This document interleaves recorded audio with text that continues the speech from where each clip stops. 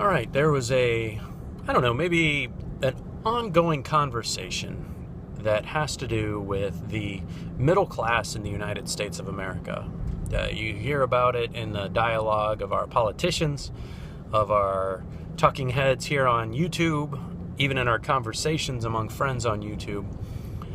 And a couple things from my perspective has changed since the last time that I have spoken on it myself. I have been, being middle class myself, I've been a proponent of, if the middle class is disappearing, then it's its own fault, and there's no reason for us to really worry because the market will create what the market creates. I have that naive anarcho-capitalist point of view. The market, if left to its own devices, will find a way to perfect itself. So if it cannot sustain a middle class, then, it shouldn't sustain a middle class, and it's very difficult to force it.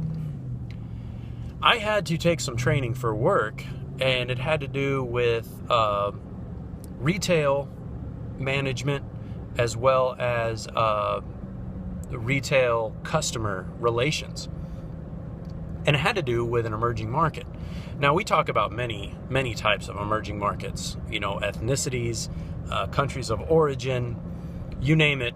We discuss it as the possibilities, of what the strengths, weaknesses, whichever, and how to respond correctly to certain markets. The most interesting out of all of them was the youngest generation that's just turning 18 years old right now. And I've had a couple of them work for me at this point. They are different than us, and they aren't going to be necessarily of the type that you're going to even be able to fit in a hole like middle class or whatever. They're not interested in the same things we were interested in. They're the type of people, they've grown up fully, completely, 100% in an internet world. Their view of reality and what shapes their view of reality is very different than what us old dudes talking about this can even maybe comprehend. They work together with friends on projects. They communicate like a tribe almost in many cases.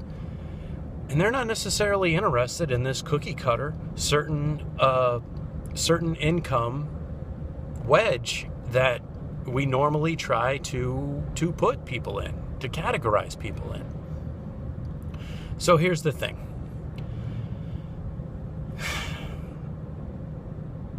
I'm not saying that it's pointless to talk about a middle class evaporating.